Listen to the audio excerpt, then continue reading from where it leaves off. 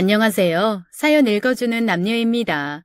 오늘도 와주셔서 감사드리며 그럼 오늘의 사연 바로 읽어보겠습니다. 사람은 고쳐 쓰는 것이 아니다라는 말을 들어본 적이 있으신지요? 저도 사람이 달라진다는 건 거의 불가능에 가깝다고 생각하곤 했었습니다. 제 남편에게는 더더욱 그렇게 느끼며 살아왔죠. 결혼 8년 차 불같은 사랑으로 시작된 남편과 저의 관계는 이제 과거의 아름다웠던 추억마저 모두 빛바랜 사진처럼 느껴질 정도로 악화되어 있었습니다. 남편의 열정적인 구애로 결혼까지 꼴이 난 우리는 한때 모두가 부러워하는 연인이었어요. 우리는 성격도 취향도 극과 극으로 달랐지만 마치 자석의 양극이 서로 찰싹 달라붙는 것처럼 서로에 대한 매력에 빠져 어쩔 줄 몰라 했죠. 제가 지금은 크게 내세울 게 없는 놈이지만 뭘 해서라도 반드시 성공할 자신 있어요. 제 이런 모습을 진심으로 알아줄 여자라면 저는 평생을 바쳐 사랑할 겁니다. 드라마에서나 나올 법한 달콤한 말이었어요. 사실 당시에 저는 오랫동안 사랑했던 사람의 마음이 돌아서서 원치 않는 이별을 한 지 얼마 되지 않은 상황이었고, 그래서 더 암울하거나 선을 봐서 빨리 가정을 이루고 싶은 마음뿐이었거든요. 물론 저를 차버리고 저보다 더 좋은 조건의 여자를 찾아간 전 남자친구에 대한 원망과 미련이 가득 남아 있었기에 보란듯이 더 좋은 남자를 만나고 말겠다고 생각하고는 있었지만 그게 참 내 뜻대로 안 되더라고요. 그래도 저는 행복했습니다. 남편을 진심으로 사랑하게 되고 나니 전 남자친구에 대한 그리움 따위는 온데간데 없이 사라지고 그와의 행복한 미래를 꿈꾸느라 마음속의 괴로움도 모두 사라져버린 후였으니까요. 나만 사랑해준다면, 그리고 평생을 바쳐 나를 위해주는 남자라면 모든 것을 걸고 인생을 맡겨봐도 나쁘지 않겠다고 생각했습니다.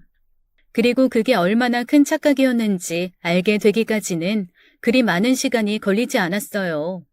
결혼과 동시에 남편이 직장을 그만둔 날 저는 처음으로 남편에게 실망이라는 감정을 느끼게 되었습니다. 저의 직장 생활과 월급으로 두 사람이 먹고 사는 데는 큰 문제가 없었지만 그걸 핑계 삼아 저와 상의도 없이 직장부터 그만둬버린 남편이 얼마나 야속하고 밉던지요. 인생 한 방이야. 월급쟁이로 살아서 서울에 집 한 칸 제대로 마련할 수 있을 것 같아? 당신이 회사에서 버는 돈? 그거 앞으로 내가 벌 돈에 비하면 어린애 코 묻은 돈에 불과하다고. 날 만난 걸 감사하게 생각해야지. 내가 크게 될 인물이라는 거 당신도 잘 알잖아. 그래서 나하고 결혼한 거 아니야? 아침 일찍 출근해서 야근을 밥 먹듯 하며 힘들게 벌어오는 제 월급에 대해 고맙게 생각하기는커녕 오히려 제가 버는 월급을 박봉이라 비웃었어요. 착실하고 성실한 게 최고라며 생각하는 제 삶의 가치관까지 편협하다며 코웃음을 치는 남편을 보며 저는 실망해서 절망으로 바뀌는 제 마음을 주체하기 힘들었습니다. 그 후 남편의 삶은 참으로 가관도 아니었어요. 주식 열풍에 휩쓸려 제대로 된 공부도 없이 주변 사람들의 말만 듣고 묻지마 투자로 퇴직금까지 날려먹은 날, 남편은 거실에 술병을 잔뜩 늘어놓고 혼자 술을 마시며 세상을 한탄했습니다. 내가 잘못된 게 아니야. 이 세상이 엉망진창인 거야. 나처럼 제대로 된 투자 전문가를 나락으로 떨어뜨리는 이 사회 구조가 문제인 거라고. 남편은 그야말로 궤변의 달인이었어요. 본인이 제대로 된 지식과 정보 없이 주식 투자로 돈을 날린 게 어떻게 세상 탓이겠어요. 저는 그런 남편을 물끄러미 바라보며 뭐라 말을 해야 할지 심란한 생각에 사로잡혀 있었습니다. 그런 제 시선을 느끼고 마음이 불편했는지 남편은 당모가지 비틀듯 소주병을 단박에 돌려다더니 꿀꺽꿀꺽 안주도 없이 소주를 마시더라고요. 그리고 볼멘 소리로 저에게 원망의 화살을 돌리는 것이었어요. 당신이 날 째려볼 자격이 있어? 남편이 힘들 때 도와주는 게 아내의 도리 아니야? 당신 내가 주식 투자한다고 할 때 한 번이라도 나 응원해 준 적 있어? 다른 집 마누라들은 비상금이라도 내놓으면서 힘내라고 용기를 보돋아 준다던데. 당신 그런 적 있냐는 말이야. 그리고 당신이 세상 물정 하도 몰라서 그러나 본데 주식이라는 게 쩐이 좀 넉넉하게 있어야 분산 투자도 하고 돈도 벌고 하는 거라고. 내가 이렇게 된 건 당신이 돈 한 푼 보태지도 않으면서 날 못 믿어하기만 해서 그런 거라고. 술 먹고 하는 주정에 진심인지 아닌지 따져 무엇하겠냐마는 남편의 원망은 도무지 저로서는 들어주기 힘든 노릇이었어요. 물론 저는 꿈쩍도 하지 않았습니다. 매달 생활비부터 시작해 붓고 있는 적금까지 깨야 할 정도로 가정 경제가 빠듯한 상황이었지만 그놈의 인생 한 방만을 꿈꾸는 남편의 부질없는 패기에 휘말려 저까지 주저앉을 수는 없었으니까요. 남편의 생활 패턴은 점입가경이었습니다. 꾸준함이나 성실함, 인내심과는 거리가 먼 남편이지만 특유의 친화력 하나만큼은 대단하다 싶을 만큼 주변 지인이 많은 남편은 그들의 도움으로 새 직장에 금방 취직하게 되었어요. 저도 마음 한편에는 이제 제발 정신 차리고 열심히 직장 생활하겠지. 나쁜 사람은 아니니 한번 방황한 것 가지고 물고 늘어지지 말자 하고 스스로를 다독였어요. 믿는 도끼에 발등 찍힌다던데 남편이 새 직장에 들어간 지 딱 3달 만에 제 발등은 작살이 나고 말았습니다. 당신 그거 알아? 세상 살아가는데 여러 가지 가치가 존재해. 난 그 중에서도 비전을 가장 중요하게 생각한단 말이야. 무슨 말인지 알아? 내가 미래 가치에 대한 전망을 보는 촉이 보통 사람과 많이 다르다는 점에서 당신이 충분히 날 어렵게 생각할 수 있다는 거 알아. 틀린 말은 아니었어요. 남편이 보통 사람과는 많이 다르다는 건 매일매일 새삼스레 느끼고 있었으니까요. 일반 사람들에 비해 허황된 생각이 많고 시기 질투와 더불어 심각한 자격지심도 상당하다는 건 더 설명 안 해도 충분히 알 수 있었으니까요. 내가 말을 좀 어렵게 해서 그런 건데 이게 쉽게 설명하기가 힘든 분야거든.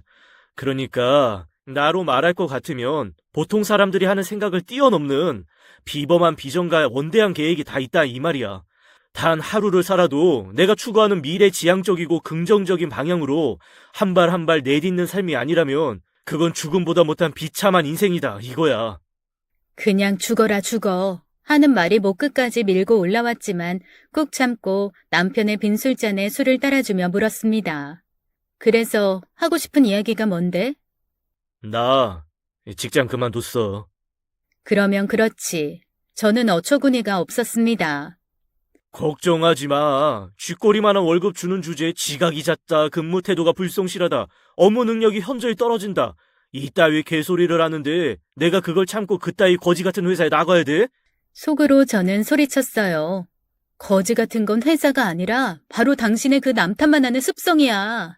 저는 머릿속이 하얘지는 것 같은 아찔함을 느꼈지만 차마 하고 싶은 말을 다 내뱉을 수는 없었습니다. 하고 싶은 말뿐 아니라 해야 할 말까지도 참아야만 했죠. 남하고 다퉜다 하면 말싸움이 됐든 몸싸움이 됐든 일단 지고는 못 사는 성미의 남편이 저를 잡아먹을 기세로 밤새도록 붙들어 앉혀놓고 훈계조의 비난을 늘어놓는 것만큼은 견디기가 힘들었거든요. 그렇게 이 회사 저 회사 들락날락 하기를 몇 번이나 반복했을까요?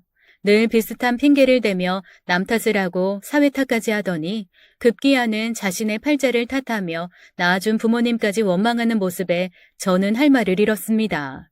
남편은 문제가 생기면 자기 자신에게서 문제점을 찾기보다는 오히려 주변 상황을 욕하며 어디론가 피하려고만 하는 고질적인 문제를 안고 있었어요. 그러던 중 저는 임신 사실을 알게 되었습니다. 남편에게 신뢰가 떨어질 대로 떨어진 상황이었지만 그래도 저는 저에게 찾아온 아기가 하늘의 축복이라고 생각했어요. 물론 남편도 무척 기뻐했습니다. 살면서 이렇게 행복한 적은 처음이라며 아이처럼 좋아하는 남편의 모습에 저도 그동안 남편에게 쌓였던 불만과 미움이 눈 녹듯 사라지는 기분이었습니다. 아이도 생겼으니 남편도 정신을 차릴 것이라 생각했어요. 남편도 아이가 생겼다는 말에 더는 방황할 수만은 없다고 생각했는지 당장 일자리를 구하는 일에 몰두했어요. 큰 자리든 작은 자리든 찾아 돈을 벌어야 한다고 생각했던 모양이에요. 저는 그런 남편을 보며 더욱 내 뱃속에 든 작은 씨앗이 저의 인생을 다시 밝고 씩씩하고 희망찬 모습으로 바꿔줄 거라 기대했습니다. 그리고 저 또한 그동안 남편을 무시하고 미워했던 순간들을 떠올리며 많은 반성을 했어요. 미우니 고우니 해도 내가 사랑하고 선택한 내 남편인데 돈 좀 못 번다고 너무 괄시했다는 생각이 드니 더욱 저 스스로가 부끄러워지더라고요. 제대로 남편 뒷바라지 해준 적 없이 불안한 마음만 가지고 남편을 홀대했던 것 같아 아기에게도 미안한 기분이 들었습니다. 아가야, 엄마도 아빠한테 이제 잘하려고 노력할 테니 우리 아가도 아빠 힘낼 수 있게 응원해 드려야 돼. 오랜만에 활짝 웃는 제 모습에 바로 위층에 사시는 친정엄마도 얼마나 기뻐하셨는지 몰라요. 서울 변두리 조그마한 빌라 201호와 301호, 위층 아래층을 두고 사는 친정엄마인데도 멀리 사는 친척만도 못하게 왕래를 자주 하지 못했거든요. 자신을 보면 항상 딱한 표정으로 걱정스러워하는 장모가 부담되고 불편했는지 남편이 친정집에 가는 일은 한 달에 한 번 정도가 다였어요. 그런데도 친정엄마는 항상 사위가 걱정이라며 남편이 좋아하는 오이 소박이, 파김치, 밑반찬을 해서 저희 집 문 앞에 두고 가시곤 했습니다. 친정엄마가 해주시는 반찬을 바라볼 때마다 감사한 마음에 앞서 죄송한 마음부터 들었죠. 그래도 공부 열심히 해서 괜찮은 대학 나와 중소기업이지만 나름대로 이름 있고 안정적인 직장에 다니던 제가 남편과 결혼한 후 집안 경제 책임지랴 살림하랴 고생이란 고생은 사서 하고 있는 모습을 늘 속상해 하셨거든요. 그렇게 친정엄마가 아무리 잘 챙겨주셔도 남편의 태도는 쉽게 달라지지 않았다는 게 가장 큰 문제 중 하나였죠. 재래시장에서 일하는 친정엄마가 바쁜 와중에도 정성 들여 차린 음식을 맛없다며 타박하거나 입맛이 없다고 손도 안 대는 모습은 기본이었어요. 한 번은 엄마 환갑을 준비하느라 남편에게 이런저런 이야기를 꺼냈습니다. 여보, 곧 엄마 환갑이신데 뭐 해드리면 좋을 것 같아? 벌써 그렇게 됐어? 당신은 우리 엄마 생신도 몰라? 하긴 뭘 챙겨드려 봤어야 알지. 아야, 내가 안 챙기긴 왜 안 챙겨. 일이 바쁘고 힘들어서 잠깐 잊었던 거 가지고 나쁜 사람 만들지 마. 그럼 엄마 환갑에 뭐 해드리면 좋을 것 같은데? 당신이 한번 말해봐. 당신 친구들은 친정 엄마들 생신에 뭐 해드렸다는데? 지난번에 동창회 때 애들이 말하는 거 들었는데 남편들이 장모 환갑이라고 몇 돈짜리 금을 해드렸다고 하더라고. 현금도 좋긴 한데 그래도 받을 때 기분 좋고 나중에도 금값 오를 거 생각하면 금이 최고라고들 하던데? 그러자 갑자기 남편 표정이 구겨질 대로 구겨지더니 이내 성질을 버럭 내는 거예요. 지금 당신 친구 남편들하고 나하고 비교하는 거야? 이게 도대체 무슨 뚱딴지 같은 소리인가요? 제 친구들이 친정엄마 환갑 때 뭘 해드렸는지는 본인이 먼저 물어본 거잖아요. 저는 너무 황당해서 버럭 화를 내는 남편에게 차분하게 따졌습니다. 당신이 먼저 물어봤잖아. 그리고 내가 언제 내 친구들 남편하고 당신을 비교했어? 사람을 바보로 알아? 난 당신이 그런 속물인 줄 이제 알았어. 입덧이 심해서 늘 입맛이 없던 차에 마침 먹고 싶은 음식이 있어 외식을 나왔던 우리는 이내 식당에서 얼굴만 붉힌 채 음식에는 손도 대지 않고 앉아 있었습니다. 아무리 생각해도 당신은 사람에 대한 기본 예의가 없어. 입덧한다고 유세나 부리고. 당신 입덧이 무슨 벼슬이야? 남편 아침밥도 안 차려주는 마누라 뭐가 예쁘다고 내가 외식을 나오길 젠장. 남편은 그렇게 버럭버럭 화만 내더니 벌떡 일어서서 집으로 가버리는 것이었어요. 남편이 어찌나 고함을 질렀는지 식당 안에 있던 사람들이 저를 힐끔거리며 쳐다보더군요. 저는 처음으로 서러워서 눈물이 났습니다. 내가 이러려고 저 남자하고 결혼했나? 이게 다 무슨 소용이지? 이렇게 내 마음이 괴로운데 뱃속의 아기는 얼마나 속상할까. 별의별 생각이 꼬리에 꼬리를 물고 머릿속을 뱅뱅 돌더군요. 사건은 그뿐이 아니었어요. 김장철이 되어 친정엄마가 강화도에 젓갈을 사러 가신다고 하더라고요. 저는 배가 많이 부른 상황이어서 도저히 운전하기가 힘든 형편이었어요. 엄마하고 강화도에 젓갈 사러 갈 건데 당신이 운전 좀 해주면 안 돼? 뭐? 아유, 집 앞 슈퍼에 가면 널린 게 젓갈인데 뭔 강화도까지 그걸 사러 가. 엄마가 김장하실 때 늘 그 먼 강화도까지 가서 사오시잖아. 내가 운전해서 다녀오면 되지만 지금 내 배 남산만큼 부른 거 안 보여? 아니 그러니까 왜 굳이 젓갈을 사러 강화도까지 가시느냐고. 우리가 김장해달라고 졸랐어? 장모님이 좋아서 하는 일인데 왜 내가 운전기사 노릇까지 해야 하느냐고. 당신 지금 장난해? 엄마가 누구 먹이려고 지극정성으로 김장하는지 몰라서 그래? 그놈의 사위 챙긴다고 조금이라도 더 맛있는 김치 먹이려고 몸도 안 좋으신데 거기까지 다녀오시려는 거 아니야. 아이 그러니까 내 말이 누가 해달라고 했냐고. 저는 할 말을 잃었습니다. 남편과 다투는 걸 포기했어요. 그냥 나 죽었다 생각하고 직접 운전해서 친정엄마와 강화도까지 젓갈을 사러 다녀왔죠. 김장할 때 손이 좀 많이 가나요. 기운은 넘치고 집에서 하는 일이라고는 소파에 누워 TV 보거나 게임하는 것 말고는 없는 남편은 거들어주기는커녕 코빼기도 비추지 않더라고요. 결국 힘든 일은 전부 친정엄마의 차지가 되었죠. 그래도 엄마가 바로 윗집에 사신다는 게 저는 얼마나 의지가 됐는지 몰라요. 그런다고 남편 무시하고 자꾸 다투면 나중에 애가 다 보고 배운다. 그럼 못 써. 남편 귀한 줄 알아야지. 친정엄마는 자나깨나 그저 사위 걱정뿐이었죠. 내가 내 새끼 나무랄 일이지 어떻게 남의 새끼를 나무라겠니. 김서방이 그래도 마음은 참 좋은 사람이다. 다 표현을 못해서 그런 거지. 스스로도 무척 힘들 거야. 세상만사 뜻대로 되는 일이 얼마나 있어? 제 뜻대로 안 되는데 거기에 마누라까지 바가지 긁으면 살맛 안 나는 법이야. 엄마는 무조건 김서방 편이지? 자나깨나 그놈의 김서방. 사위 같지도 않은 사위가 뭐가 그렇게 이뻐요? 원래 사위는 처가가 어렵고 장모가 사위가 어렵고 그런 거야. 서로 어려운 사이인 줄 알면 마음부터 조심하고 절대 미워하면 못 쓰는 법이다. 하다못해 집에서 키우는 똥개도 누가 자기 예뻐하고 누가 자기를 괄시하는지 아는 법인데 하물며 사람이면 그게 얼마나 더 눈치 보이겠니? 친정엄마 말씀이 틀린 건 하나도 없었지만 그래도 저는 좀 서운했어요. 엄마가 한 번이라도 제 편을 들어주면 속이 뻥 뚫릴 것 같은데 언제나 남편을 감싸기만 할 뿐 절대 제 편을 들어주진 않으셨거든요. 천성이 자존심 강하고 남에게 아쉬운 소리 하기 싫어하는 저는 친구들에게도 남편에 대해 안 좋은 이야기를 절대 하지 않았어요. 그것도 물론 친정엄마의 세뇌에 가까운 가정교육 때문이었죠. 그렇게 지극정성을 다해 만든 김장김치. 남편은 마치 대단한 호의라도 베푼다는 듯 김장김치와 삶은 고기를 우적우적 먹어대며 말하더군요. 나는 여성들의 가사노동에 대해 높은 가치를 매기는 사람이야. 내가 이게 지금 맛있어서 먹는다기보다는 별것도 아닌 김장 하나에 목숨을 걸고 강화도까지 젓갈을 사러 다녀오는 그 집요함을 높이 사는 측면에서 기꺼이 내 입맛을 허락한 거야. 속으로는 열불이 터졌지만 어쩌겠어요. 친정엄마의 말씀대로 남편과 갈등이 생기지 않도록 최선을 다해 참는 방법밖에는 없었죠. 아기가 생기면 달라질 거라는 남편에 대한 제 기대는 하루하루 날이 지날수록 도로 아미타불이 되어가고 있었습니다.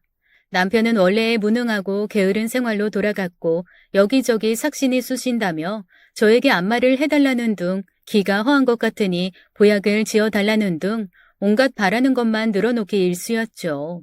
남편은 여성의 성적 매력을 존중하고 지켜줘야 한다고 생각하기 때문에 결코 아내의 출산 과정에 참견해서는 안 된다는 말도 했어요. 한마디로 애 낳을 땐 너 혼자 알아서 해라는 식이었죠. 다른 산모들은 남편과 진통 시간을 함께하고 출산 후의 감동적인 순간을 카메라에 담기도 하면서 아기가 태어나는 순간을 함께 축복하더군요. 분만실에 들어가지 않더라도 그 앞에 대기실에서 초조한 얼굴로 아내의 순산을 기도하는 남편들의 모습을 보면 얼마나 부럽고 멋져 보였는지 몰라요. 남편은 제 진통시간이 임박해오자 친정엄마에게 연락하고는 병원에는 얼씬도 하지 않았습니다. 아이가 태어나고 나면 바로 달려오겠다고 했다는데 정해진 시간에 뿅 하고 아이가 태어나는 것도 아니고 중간에 무슨 일이 생기면 어떻게 대처하라고 그런 건지 병원에서 한참 떨어진 번화가 빈대떡집에서 혼자 소주만 열심히 마시고 있었어요. 그렇게 12시간의 진통 끝에 아기를 낳았을 때는 12시간 동안 술을 마셔댄 남편이 병실에 들어서자마자 제 침대를 차지하고 코를 골며 잠들어 있었답니다. 간호사들도 어처구니가 없어서 남편에게 여기서 이러시면 안 된다 하고 몇 마디 한 모양인데 술이 덜 깬 남편이 간호사들을 붙들고 직업 윤리를 들먹이며 간호사란 자고로 나이팅게일처럼 천사 같은 마음씨를 지녀야 한다는 일장 연설을 늘어놓다가 하마터면 병원에서 영원히 쫓겨날 뻔했다고 합니다. 솔직히 아이가 태어나기 전까지는 남편이 경제활동을 하지 않는 게 큰 타격까지는 아니었습니다. 그러나 아이가 태어나고부터는 완전히 상황이 달라졌어요. 육아휴직을 신청했지만 복귀할 것을 생각하니 걱정할 것이 한두 가지가 아니었고 생활비도 쪼들리다 보니 마음의 여유도 사라지고 전에 없던 짜증도 2배, 3배는 늘어났어요. 그러다 보니 자연스레 친정 엄마에게 손을 벌리는 일도 처음에는 죄송하고 미안한 마음뿐이었지만 달리 대안이 없는 상황에서 자꾸만 익숙해지기 시작했습니다. 아이를 키우기 위해서라는 핑계로 경제적 지원을 받게 되자 남편에 대한 원망은 더욱 깊어졌어요. 아이가 태어난 뒤에도 남편의 무능하고 게으른 생활은 좀처럼 개선되지 않았습니다. 아기 돌보는 일도 전부 다 제 일이었고 살림도 경제활동에 대한 걱정도 모든 것이 제 몫이었습니다. 그렇게 얼마나 세월이 흘렀을까요? 아이가 어느덧 자라 아장아장 걷기 시작하고 말문이 트여 제법 말도 할 때쯤 되자 저는 아이를 어린이집에 맡기고 직장에 복귀할 수밖에 없었습니다.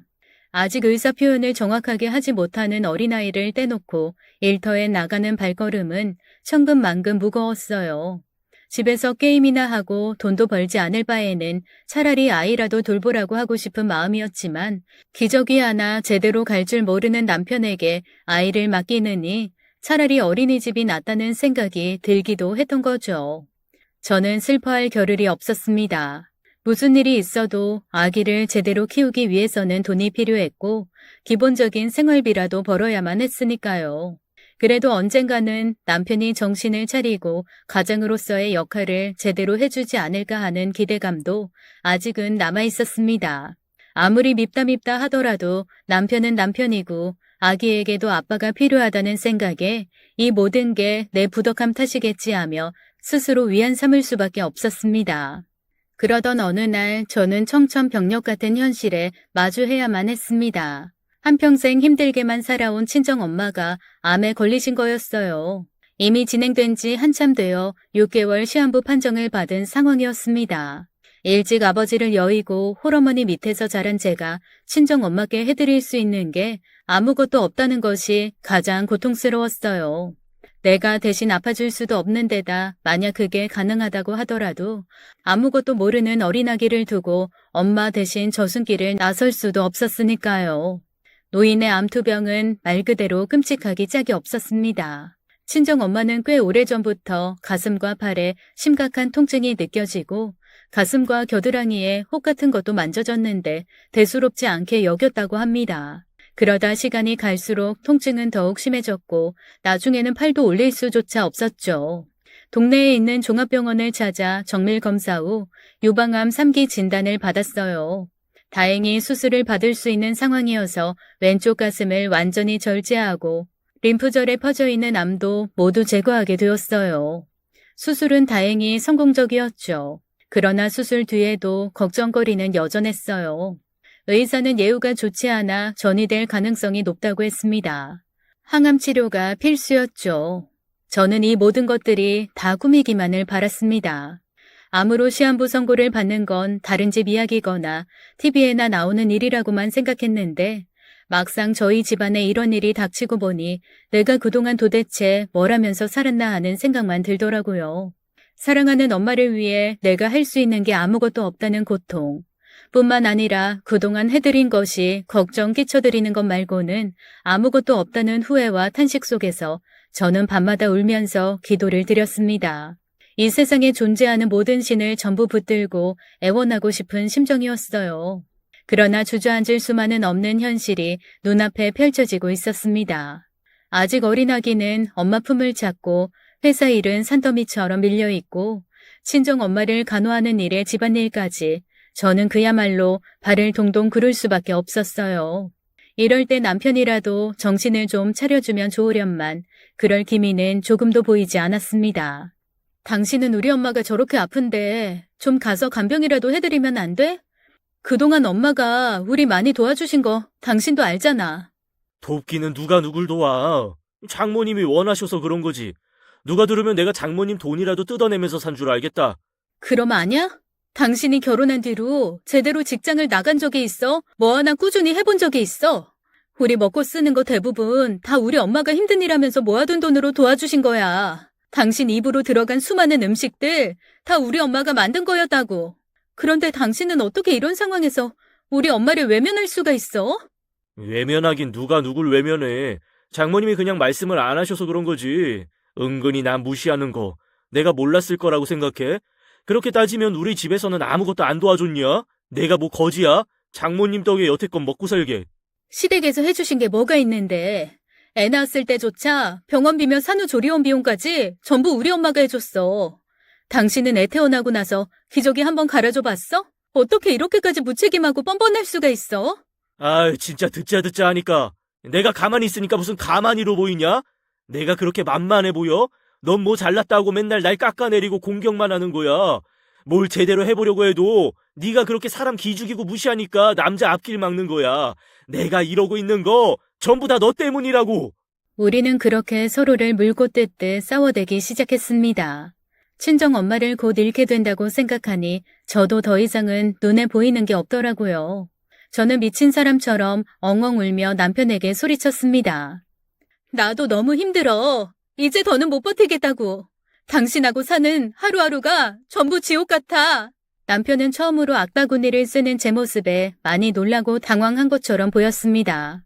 그동안 아무리 말다툼을 해도 저는 최선을 다해 차분하고 냉정하게 말하려고 애써왔거든요. 남편과 같은 수준으로 떨어지고 싶지 않은 마음이 너무도 컸던 것 같아요. 그게 남편이 말하는 자신을 무시하는 저의 근본적인 문제였는지도 모르겠어요. 앞뒤가 맞지 않는 어거지 논리로 자신의 허송세월과 게으름을 변명하던 남편이 정작 견딜 수 없었던 건 그런 자신을 차가운 시선으로 바라보며 조금도 요동하지 않는 냉정한 아내의 태도였으리라 조금은 추측해봅니다. 친정엄마는 선고받은 시한부 6개월보다 반년을 더 사셨습니다. 엄마가 떠나시던 날은 지독하게 추운 겨울이었어요. 저는 미친 사람처럼 엄마를 불렀습니다. 사랑하는 사람의 죽음이란 도저히 견딜 수 없는 고통이더군요. 단 하루만 더 사시기를 기도하고 바랐던 모든 순간이 죽음이라는 블랙홀에 전부 빨려 들어가는 기분이었어요. 온몸에 피가 차갑게 식고 모든 감각이 둔해질 만큼 충격적인 일이었습니다. 돌아가시기 전날 밤 친정엄마는 극도의 고통을 호소하셨어요.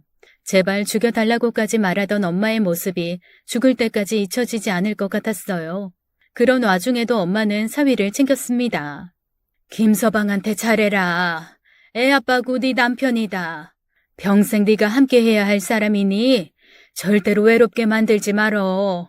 저는 그때서야 엄마가 왜 그토록 사위 편만 들고 제 편은 들어주지 않았는지 알 것만 같았어요. 엄마의 평생은 지독하게 외로우셨던 거였습니다. 왜 그땐 그걸 몰랐을까 하는 생각이 들어 가슴이 차가운 칼날에 베이듯 쓰라리고 아팠어요. 아버지는 제가 어릴 때 사고로 돌아가셨어요. 젊은 나이에 미망인이 되어버린 친정엄마는 오직 저 하나만 바라보며 악착같이 사셨습니다. 그렇게 열심히 키운 딸이 결혼을 하게 되고 한 아이의 엄마가 되는 과정을 바라보며 엄마는 얼마나 마음 한구석이 묘하게 허전하셨을까요? 미우니 고우니 해도 남편도 있고 자식도 있고 친정엄마도 있는 저에 비해 우리 엄마는 아무도 없는 거나 다름없었으니까요. 늘 챙겨줘야 하는 딸 자식, 아무리 정을 퍼줘도 반응조차 없는 냉랭한 사위. 어려운 형편임을 알기에 어렵게 번 돈도 퍼줄 수밖에 없는 엄마의 인생. 친정엄마가 돌아가시던 날 저는 처음으로 엄마 입장에서 엄마의 삶을 되돌려 보았습니다. 그 흔한 여행 한번 제대로 못 가보고 떠나신 엄마.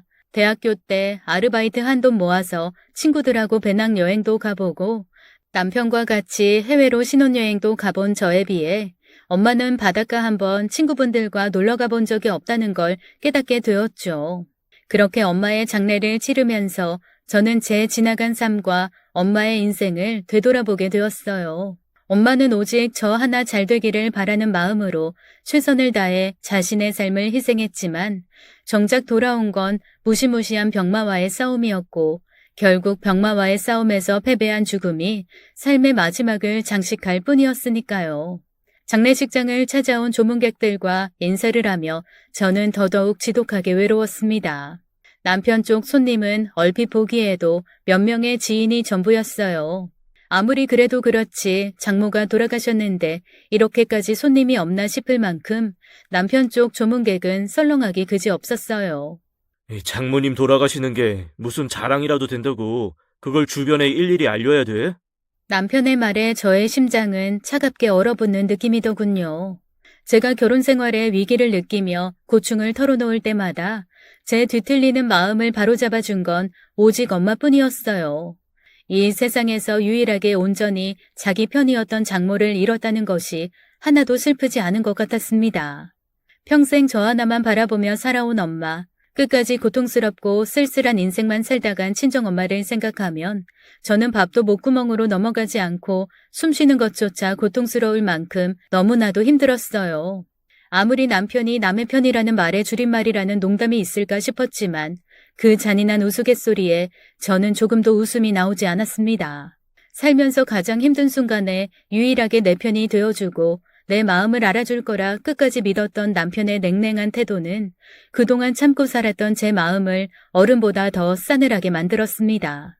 삶과 죽음의 경계에서 친정엄마는 마지막 임종 때까지 오직 제 걱정뿐이었어요. 김서방한테 잘하고 애기 잘 키우고 아무도 원망하지 말고 행복하게 살라는 엄마의 말씀. 친정엄마는 그게 자신의 유언이 될 거라고 생각이나 하셨을까요? 부모가 죽으면 땅에 묻고 자식이 죽으면 가슴에 묻는다던데 저는 꼭 그렇지가 않았습니다. 엄마를 산소에 모시고 온 뒤에도 제 가슴 어딘가에는 엄마가 존재하고 있었어요. 이럴 때 엄마는 뭐라고 말씀하셨을까? 이럴 때 엄마는 어떻게 행동하셨을까? 이럴 때 엄마는 나에게 어떤 표정을 지으셨을까? 자나깨나 돌아가신 엄마 생각뿐이었습니다. 그립고 소중한 것들은 왜 지나고 난 뒤에 더 생생하게 떠오르는 걸까요? 저는 친정엄마와 함께하지 못했던 그 모든 순간이 가슴에 사무치도록 후회되고 괴로웠습니다.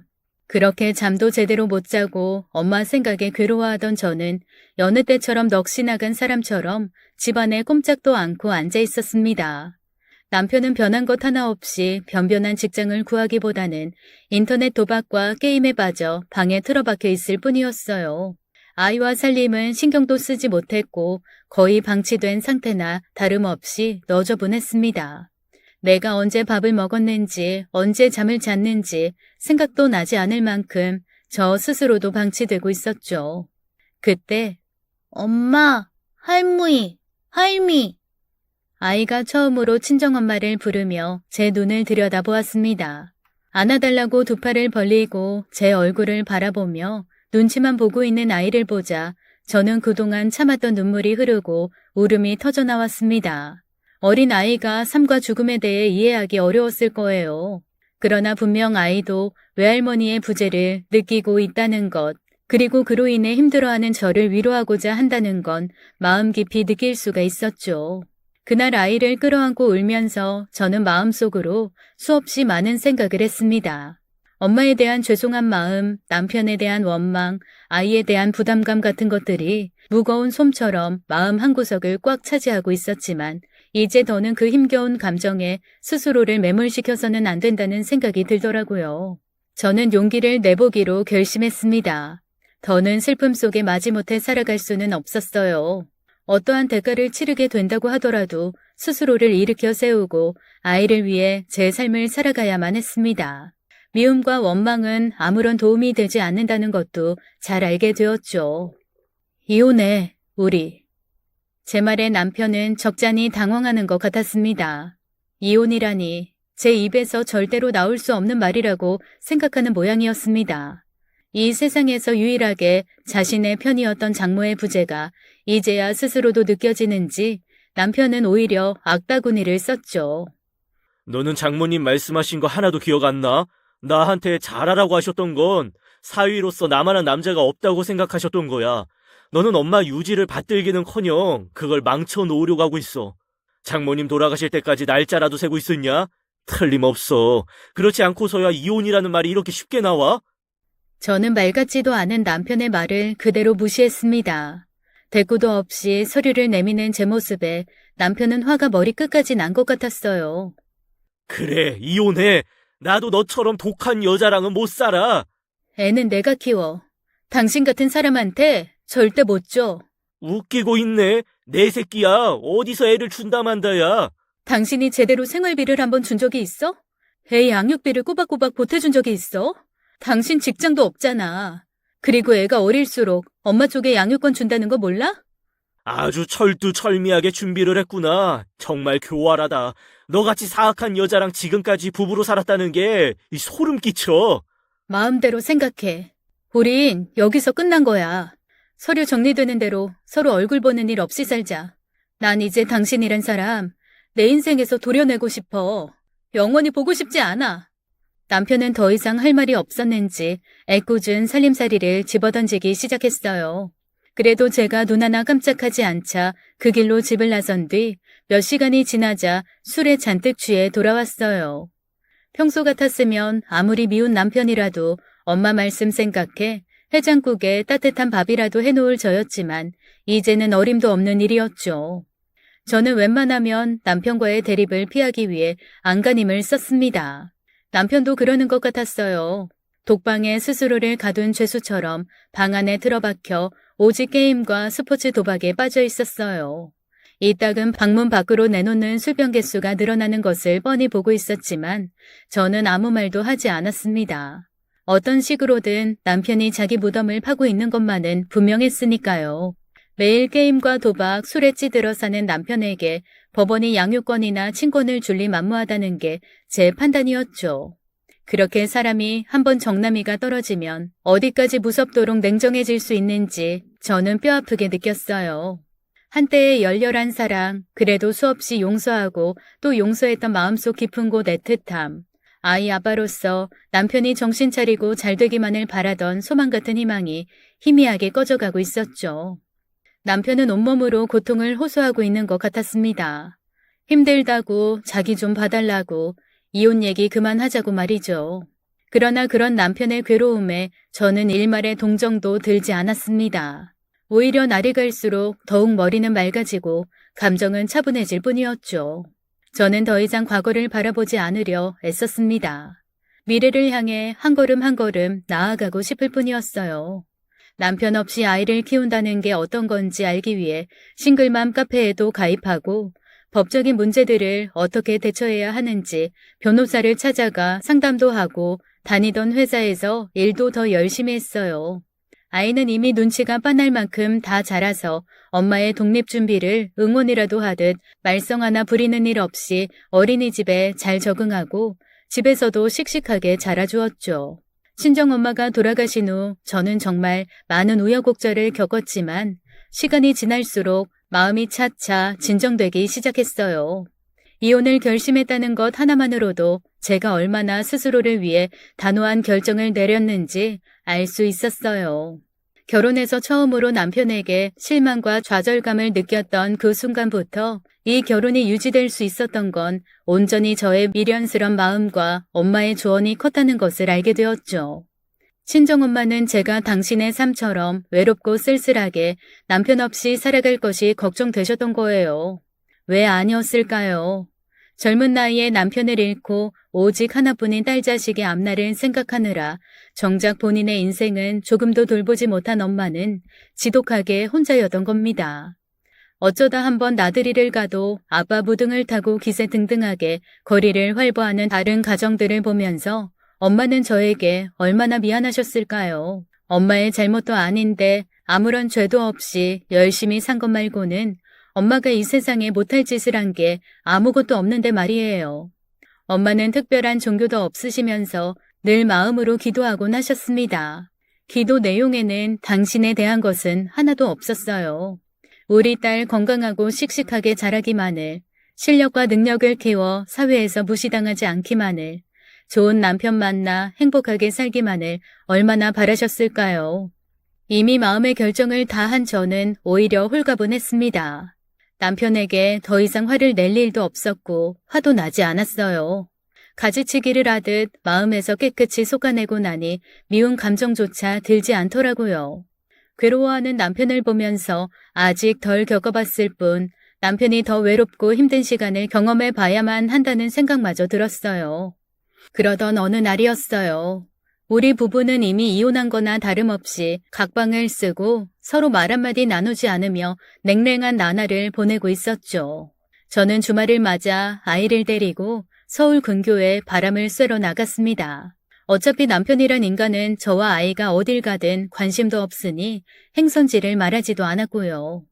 그렇게 아이를 데리고 유원지에 가서 둘만의 추억을 만들고 있을 때였죠. 갑자기 전화벨이 울렸어요. 남편의 전화였죠. 혹시나 하는 마음에 전화를 받자마자 남편은 소리부터 지르더군요. 어딜 나가면 나간다 말을 하든가. 나는 혼자 밥을 어떻게 챙겨 먹으라는 거야? 집에 틀어박혀 하는 일이라고는 게임과 도박밖에 없는 사람이 식사를 챙겨주지 않았다며 화를 내는데 정말 어처구니가 없더군요. 당신이 알아서 차려 먹어. 당신은 손이 없어 발이 없어. 말하는 버르장머리하고는. 너는 그래서 안 되는 거야. 이혼할 때 하더라도 최소한의 매너라는 게 있는 거지. 야, 그리고 냉장고 꼴이 이게 뭐냐? 뭔 다 썩은 게 냉장고에 아직도 버티고 있어. 이게 도대체 뭔... 핸드폰에 대고 고래고래 소리를 지르던 남편이 멈칫하더니 한동안 말이 없었습니다. 저는 무슨 실없는 소리를 또 하려나 싶어 그대로 전화를 끊어버릴 참이었어요. 이거 혹시 오이소박이야? 냉장고 맨 아래 칸 구석에 있는 거. 그래, 엄마가 그 아픈 몸으로 요양병원 들어가기 전에 만들어 놓으신 거야. 너 오이 안 먹잖아. 저는 오이를 무척 싫어해서 소박이를 하든 무침을 하든 손도 대지 않는 입맛을 가지고 있었습니다. 남편도 그걸 잘 알고 있었죠. 그럼 혹시 이거 나 먹으라고 장모님이... 엄마가 그 아픈 몸으로 담근 거야. 사위 같지도 않은 사위 먹으라고. 알기나 해? 남편이 침묵을 지키는 사이 저는 그냥 전화를 끊었어요. 더 대꾸할 가치도 느끼지 못했죠. 그렇게 아이를 데리고 하루 종일 밖에서 시간을 보내고 저녁쯤 귀가했습니다. 남편은 울었는지 눈이 벌겋게 부어 있었어요. 솔직히 울었거나 말았거나 쇼를 하는 거겠지 생각하고는 남편을 외면했습니다. 그런데 그날 이후 남편은 점점 달라지기 시작했습니다. 제가 퇴근해 돌아오면 방구석에 틀어박혀서 술을 마시거나 게임을 하거나 했었는데 집을 비우는 일이 많아진 거였어요. 이제는 하다 집 밖에 나가서 게임하고 술을 마시는구나 싶었습니다. 그런데 새벽이 다 되어 돌아온 남편은 이상하게도 술 한 잔 마시지 않은 것처럼 정신이 멀쩡했어요. 그러더니 저한테 봉투를 건네는 것이 아니겠어요? 봉투 속에는 돈이 들어 있었습니다. 저는 드디어 이 인간이 갈 때까지 갔구나 싶었습니다. 이제는 아예 어디 불법 하우스라도 가서 도박하고 오는 거야? 아니야. 내가 정말 정직하게 일해서 번 돈이야. 이 오밤중에 나가서 정직하게 하는 일이 뭔데? 뭐 대리운전이라도 한 거야? 저는 코웃음을 치면서 남편이 준 봉투 안을 들여다보며 이죽거렸어요. 그런데 순간 남편이 아무 말도 하지 않고 고개를 끄덕이는 거였습니다. 저는 솔직히 너무 어안이 벙벙해서 한동안 아무런 말이 나오지 않았습니다. 남편이 밖에 나가서 돈이라는 걸 벌어다 준 것도 너무나 오랜만이었는데 그 사람의 태도가 너무나도 달라져 있는 것이었어요. 보통 때와 같으면 자신이 번 돈에 대해 얼마나 고생을 했는지, 본인이 얼마나 다른 사람들보다 능력이 좋은지 차마 이루 말로 다 할 수 없는 노고를 마다하지 않고 벌어온 돈이니 아껴 쓰라던지 이런 쓸데없는 소리를 늘어놓으면서 잘난 척을 해야 하는데 오히려 고개를 숙인 채 가만히 제 말을 듣고만 있는 거였어요. 너무나도 남편답지 않은 행동이었습니다. 다 끝난 마당에 뭘 돈을 벌어다 주고 그래. 당신이 번 돈이니까 알아서 써. 저는 남편의 확 달라진 모습이 낯설기도 하고 또 무슨 사고를 더 치려고 저러나 불안한 마음도 들어서 남편에게 받은 봉투를 그대로 돌려주었습니다. 내가 잘못했어. 남편은 봉투에는 손도 대지 않고 침통한 목소리로 사과를 하는 거였어요. 하지만 그런 정도의 제 마음이 갑자기 움직이지는 않았습니다. 저는 이게 미운 정마저 떨어지는 거구나 하고 느꼈습니다. 서로 죽일 듯이 싸울 때는 오히려 이혼하기가 어렵다고들 하더군요. 그 미운 정까지도 다 떨어지고 나면 오히려 냉정하게 갈라설 수 있다고요. 저는 남편의 감상적인 행동이나 변덕에 흔들릴 여유가 없었습니다. 웃기지 마. 마음에도 없는 소리에 더는 안 속아. 저의 싸늘한 말투에 남편의 목소리는 애타게 떨리더군요. 나한테 한 번만 기회를 줘. 부탁이다. 정말 아니다 싶으면 그땐 정말 내가 아무 말 없이 이혼해줄게. 당신이 이러는 거 나 오히려 피곤해. 제발 나 당신 그만 신경 쓰게 해줘. 한 번만, 나 이렇게 빌게. 정말 한 번만 기회를 주라. 남편은 갑자기 무릎을 꿇더니 제 앞에 고개를 숙이며 부탁을 하더군요. 저는 그 순간만큼은 정말 깜짝 놀라서 어쩔 줄 몰랐습니다. 아마 자존심 경연 대회가 있으면 국내는 물론 세계에서도 거뜬히 금메달을 따고도 남을 자존심계의 최고봉인 남편이 저에게 고개를 숙이다니요. 알았으니까 그만 일어나. 남자가 뭐 하는 거야? 여자한테 무릎이나 꿇고. 저는 그렇게 비굴할 정도로 저에게 사과하는 남편의 모습이 약간 속상하더라고요. 미운 정이 완전히 사라지지는 않은 모양이다 싶어 남편에게 기회를 주기로 마음먹었습니다. 남편은 낮에는 택배 일을 하고 밤에는 대리운전을 뛰면서 땀 흘려 버는 돈을 마다하지 않는 모습을 보이기 시작했습니다. 아이에게 대하는 태도도 엄청나게 달라졌어요. 예전에는 집에 아이와 함께 있든 말든 오직 게임하는 것에만 몰두해 있었는데 이제는 아이와 놀아주기도 하고 짬이 날 때마다 책도 읽어주며 자상한 아빠로 변모하기 시작했습니다. 저는 그런 남편의 모습을 지켜보며 이혼에 대한 생각을 차근차근 곱씹어보게 되었어요. 하루 이틀 그러다 말겠지 했지만 남편의 변화는 생각보다 크고 끈질겼습니다. 그러던 어느 날 저는 오랜만에 냉장고를 열고 정리를 하다가 엄마가 남편 먹으라고 만들어 놓으셨던 오이 소박이를 다시 발견했어요. 얼마나 오래되었는지 곰팡이 꽃이 하얗게 피어 있었습니다. 때마침 들어온 남편이 제가 냉장고를 정리하는 모습을 발견하고 그 자리에 그대로 서 있었습니다. 에이, 그거 버릴 거야? 버려야지. 이렇게 엉망진창으로 상한 줄은 모르고 있었네. 잠깐만, 아직 치우지 말아봐. 남편은 냉장고 앞으로 다가와 곰팡이 꽃이 핀 오이 소박이를 가만히 지켜보더니 핸드폰을 꺼내 사진을 찍더군요. 뭘 사진까지 찍고 그래? 장모님 많이 아프고 힘드셨을 텐데 내가 정말 나쁜 놈이었어. 당신 말이 다 맞아. 내가 무능하고 못난 놈이라 당신 고생시키면서 사는 거였는데 그걸 인정하기 싫은 마음에 남 탓만 했던 거야. 장모님 한 번도 나 무시한 적 없어. 하나부터 열까지 전부 날 위해 주셨지. 살아계실 때 그걸 몰랐다는 게 너무 후회가 돼. 남편은 말을 마친 뒤 비통한 표정으로 흐느끼기 시작했습니다. 남편의 그런 행동에 저도 모르게 눈물이 흐르더군요. 가만히 생각해보니 한 번만 기회를 달라고 애원했던 그날로부터 많은 날들이 지나 있었어요.